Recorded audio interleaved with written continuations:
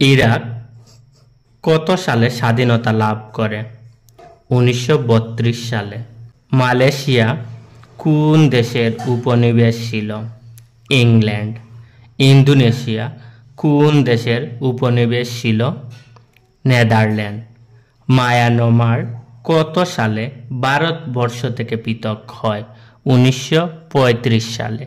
Greenland দ্বীপটির মালিকানায় রয়েছে কোন দেশ? ডেনমার্ক। বিশ্বের কোন রাষ্ট্রকে ফাদারল্যান্ড বলা হয়? সাবেক সোভিয়েত ইউনিয়নকে। ব্রিটিশ উপনিবেশ থেকে মুক্ত সর্বপ্রথম স্বাধীন দেশ কোনটি? মার্কিন যুক্তরাষ্ট্র 1776 সালে। জাপানের আইনসভার নাম কি? ডায়েট।